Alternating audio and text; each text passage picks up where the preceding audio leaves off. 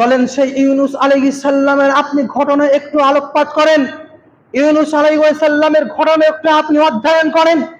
ইউনুস আলাইহিস সালাম যখন তার কওমকে, তার জাতিকে আল্লাহর দিকে ডাকলেন, নিমন্ত্রণ দাওয়াত দিলেন, বললেন হে কওম, এক আল্লাহর ইবাদত করো, আল্লাহ ছাড়া অন্য কাউকে ইবাদত করো না, এক আল্লাহর ইবাদত করো, আল্লাহকে বাদ দিয়ে অন্য কারো ইবাদত করো না। তার কওমরা কথা শুনলো না। ইউনুস আলাইহিস সালাম রাগান্বিত হয়ে সেই জাহাজের মধ্যে চলে এলো। জাহাজের মধ্যে চলে গেল। জাহাজের মধ্যে চলে আসার পরে কোন রকম ভাবে, ব্যতিক্রম ভাবে ইউনুস আলাইহিস সালামকে মাছে গিলে খেলো। মাছের পেটে চলে গেল ইউনুস আলাইহিস সালাম। ফলাফল কি হলো? ইউনুস আলাইহিস সালাম আল্লাহর অবাধ্য হয়ে গ্রাম ছেড়ে চলে এসেছে। ফলাফল কি? মাছের পেটে ইউনুস আলাইহিস সালামকে যেতে হলো। তখন মাছের পেটের ভিতর ঢুকে ইউনুস আলাইহিস সালাম বলছেন, লা ইলাহা ইল্লা আনতা সুবহানাকা ইন্নী কুনতু মিনাজ জালিমিন। এই যে আমরা দোয়াটা পড়ি, দোয়া ইউনুস আলাইহিস সালাম মাছের পেটে দোয়া বলছিলেন, হে আল্লাহ, আপনি ছাড়া কোনো সত্য উপাস্য নেই। হে আল্লাহ, আপনি ছাড়া কোনো সত্য উপাস্য নেই। আপনি আমাকে এখান থেকে উদ্ধার করেন। আপনি যদি আমাকে এখান থেকে উদ্ধার না করেন, আমি জালেমদের অন্তর্ভুক্ত হয়ে যাব। আপনি যদি আমাকে ক্ষমা না করেন, তাহলে আমি জালেমদের অন্তর্ভুক্ত হয়ে যাব।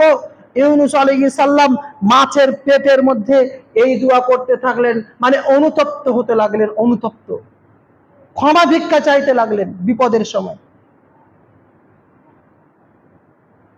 আল্লাহ পাক রব্বুল আলামিন ইউনুস আলাইহিস সালামের সেই অনুতপ্ত হওয়ায় অনেক খুশি হয়ে ইউনুস আলাইহিস সালামকে মাছের পেট থেকে বের করেছিলেন জীবিত।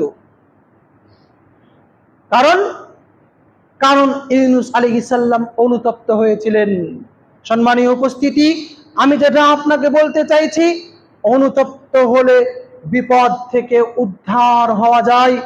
অনুতপ্ত হলে অনেক মারাত্মক বিপদ থেকে উদ্ধার হওয়া যায়। ইউনুস আলাইহিস সালাম যার জ্বলজ্যান্ত প্রমাণ।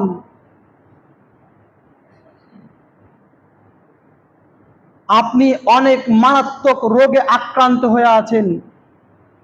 শুনেন, আপনি অনেক মারাত্মক রোগে আক্রান্ত হয়ে আছেন। শুধুমাত্র আল্লাহ পাক রব্বুল আলামিনকে বলেন, হে আমার প্রতিপালক, হে আমার প্রতিপালক। ইউনুস আলাইহিস সালামের এই দোয়াটা বলেন, লা ইলাহা ইল্লা আনতা সুবহানাকা ইন্নী কুনতু মিনাজ জালিমিন। হে আমার প্রতিপালক, আমি অনেক মারাত্মক রোগে আক্রান্ত হয়ে আছি, আপনি আমাকে ক্ষমা করেন। আমি জানি না কি পাপ করেছি, জানা অজানা যত পাপ করেছি, তুমি আমাকে ক্ষমা করো, আমার রোগকে আরোগ্য করো, আমার রোগকে ভালো করে দাও। একনিষ্ঠতার সঙ্গে অন্তরঙ্গ থেকে, হৃদয় থেকে পাপ করব না, এই প্রতিজ্ঞাবদ্ধ হয়ে যদি আল্লাহ পাক রব্বুল আলামিনের কাছে যদি আপনি অনুতপ্ত হন, আল্লাহ বলেছেন, রাসূল বলেছেন, ইউনুস আলাইহিস সালামের তার জ্বলজ্যান্ত প্রমাণ, আপনার সেই রোগ ব্যাধি বিপদ দূর হবেই হবে, ইনশাআল্লাহ হবে। শর্ত হচ্ছে আপনাকে অনুতপ্ত হতে হবে। অনুতপ্ত মানে আপনি ভাবিয়েন না শুধু আস্তাগফিরুল্লাহ পাঠ করা, আপনি ভাবিয়েন না যে ক্ষমা চেয়েও না। অনুতপ্ত মানে হচ্ছে আপনাকে ক্ষমা চাইতে হবে একনিষ্ঠতার সঙ্গে। অনুতপ্ত মানে আপনাকে ক্ষমা চাইতে হবে, এই পাপ আর ইচ্ছাকৃতভাবে জীবনেও করব না, এই একনিষ্ঠতার সঙ্গে আপনাকে কেঁদে কেঁদে আল্লাহর পাক রব্বুল আলামিনের কাছে চোখ দিয়ে অশ্রু প্রবাহিত করে ক্ষমা চাইতে হবে। এরই নাম হচ্ছে অনুতপ্ত, এরই নাম হচ্ছে অনুতপ্ত। কাজে আমি আপনাকে বলতে চাই, অনুতপ্ত হন একনিষ্ঠতার সঙ্গে। বিশ্বাস করেন, অনেক মারাত্মক বিপদ থেকে আপনি উদ্ধার পাবেন, উদ্ধার হবেন।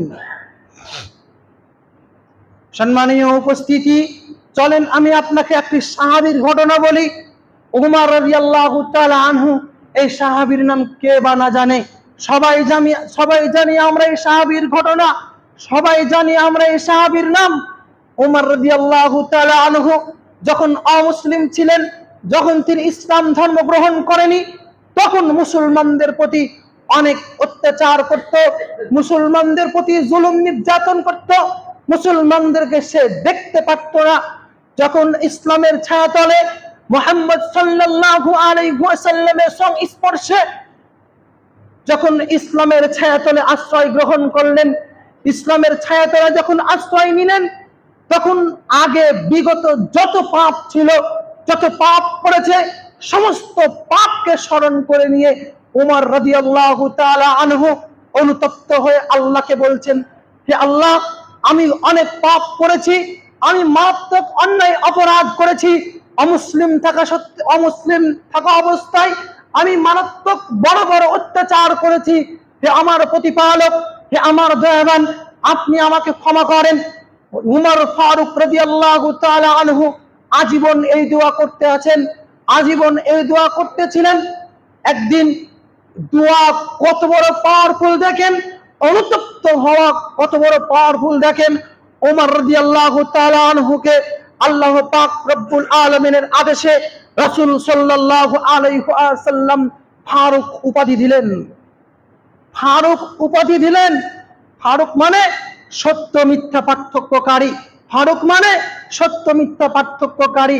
যে কোনো সাহাবীকে দেয়নি, ফারুক উমর রাদিয়াল্লাহু তাআলা আনহুকে দিলেন, কারণ তিনি অনুতপ্ত হয়েছিলেন, আল্লাহর কাছে অনুতপ্ত হয়েছিলেন।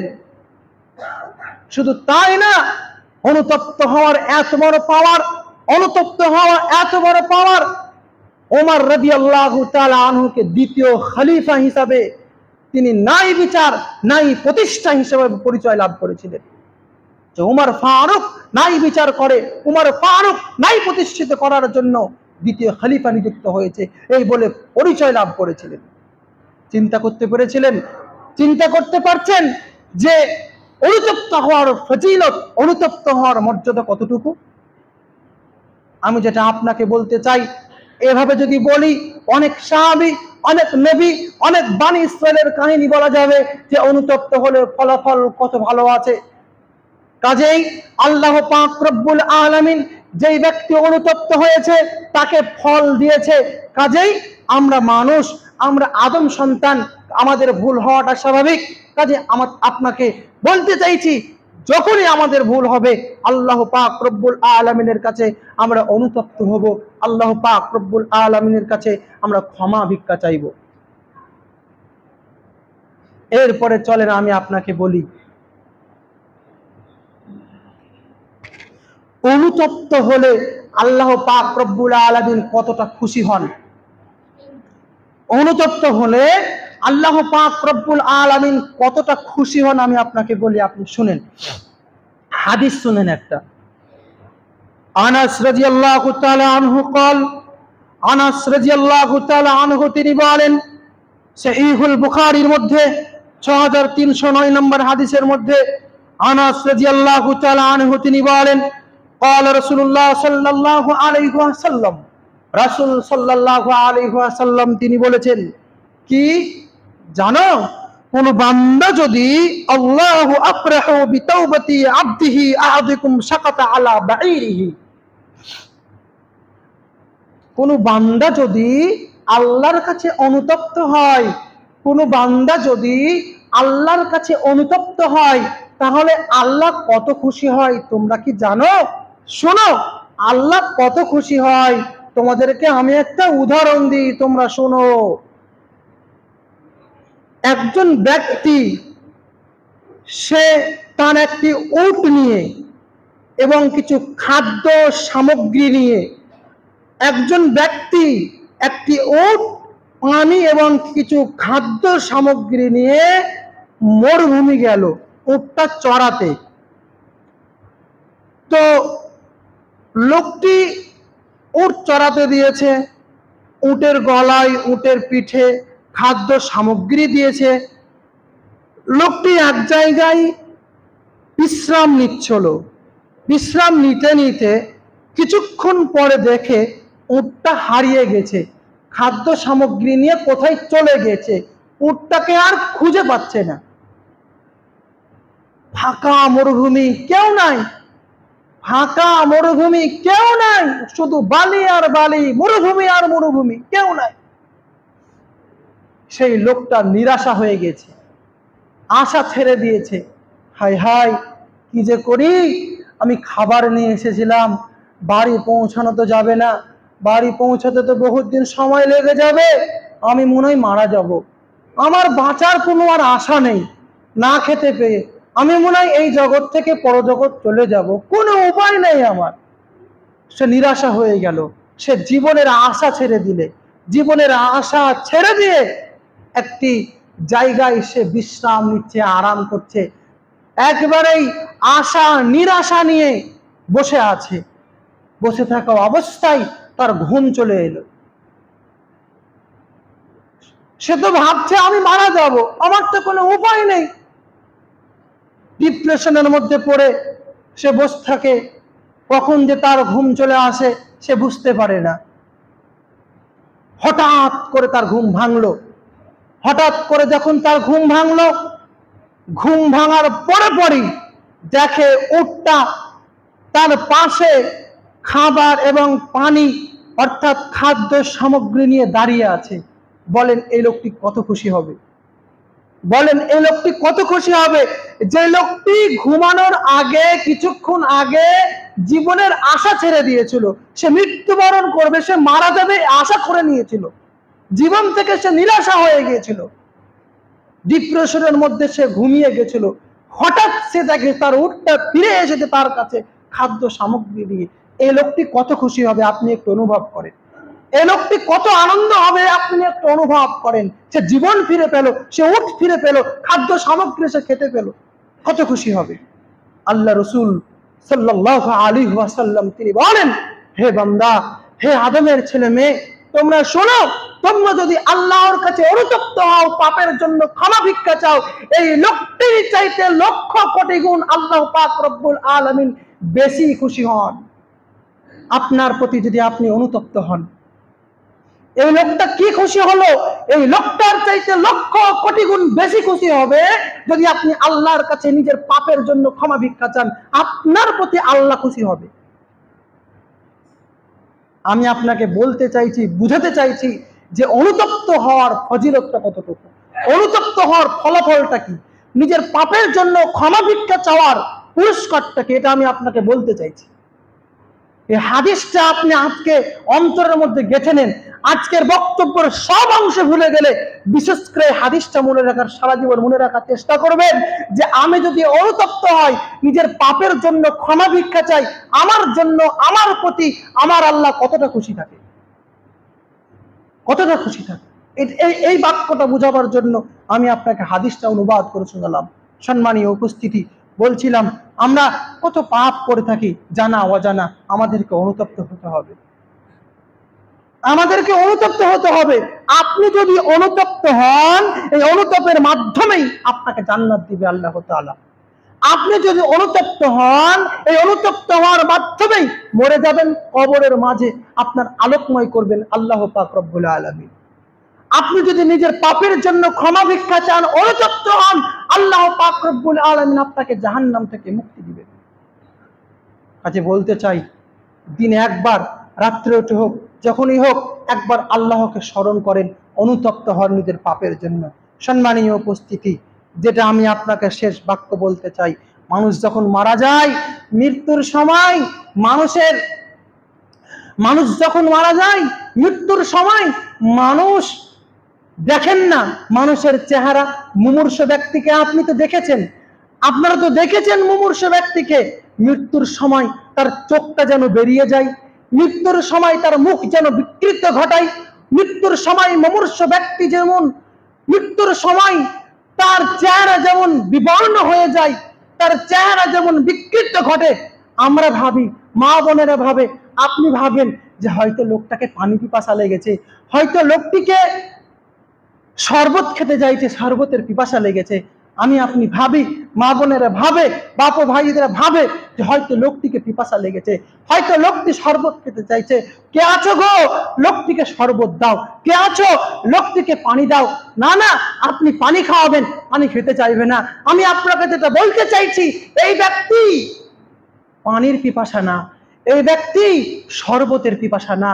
ও মালাকুল মউতকে দেখে নিয়েছে, মৃত্যুর আগে মালাকুল মউতকে দেখে নিয়েছে, আজরাইলকে দেখে নিয়েছে। তার ভয়ে তার আত্মাটা শরীরের আনাচে কানাচে ঢুকে পড়েছে।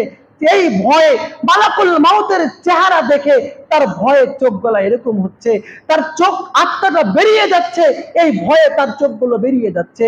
এই মালাকুল মউতকে দেখার কারণে ভয়ে তার চেহারা বিকৃত ঘটাচ্ছে। সে পানির পিপাসা না, সে শরবতের পিপাসা না, সে হচ্ছে অনুতপ্ত হওয়ার পিপাসা। সে ফেরেশতাকে বলতে চাইছে, সে মালাকুল মউতকে বলতে চাইছে, আমাকে একবার সুযোগ দাও। আল মালাকুল মউত আল্লাহ তাআলা উপর থেকে বলছে, না না না না না, তোমাকে আর সময় দেওয়া হবে না। তোমাকে 60 বছর, 70 বছর, 50 বছর, 100 বছর সময় দিলাম। সময়ে তুমি কি করছিলে? সম্মানীয় উপস্থিতি, আমি যেটা আপনাকে বলতে চাইছি সেটা হলো, মরার সময় শরবত দেওয়ার কাজ হবে না। এখনো বেঁচে আছেন, সুস্থ আছেন, সবল শরীর আছে, এখনই অনুতপ্ত হন। মরার সময় অনুতপ্ত হতে চাইবেন, আপনাকে মানুষ শরবত দেবে। মরার সময় অনুতপ্ত হতে চাইবেন, আপনাকে মানুষ পানি দিবে। কিন্তু পানি তো গলায় ঢুকবে না, গলার মধ্যে তো আত্মা আছে, আত্মাটা তো গলাতে বেরিয়ে যাচ্ছে, কি করবেন? ঢুকবে না পানি। শুধু একবারের জন্য চাইবেন আমাকে অনুতপ্ত হতে দেন, কোনো সুযোগ থাকবে না।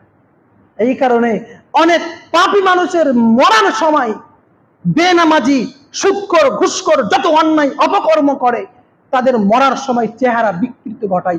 খারাপ মানুষের লক্ষণ, খারাপ মানুষের মৃত্যুর লক্ষণ হচ্ছে এটাই। অনেক লক্ষণের মধ্যে অন্যতম লক্ষণ হচ্ছে চেহারা বিকৃত ঘটাবে। অনুতপ্ত হতে চাইবে, তাদের সুযোগ দেওয়া হবে না। সম্মানীয় উপস্থিতি, সময় শেষ হয়ে গেছে। আমি এতক্ষণ ধরে আমি আপনাকে যেটা বলতে চাইছি, অনুতপ্ত হন, আল্লাহর কাছে ক্ষমা ভিক্ষা চান, নিজের পাপের জন্য ক্ষমা ভিক্ষা চান, আল্লাহ ক্ষমা করবে।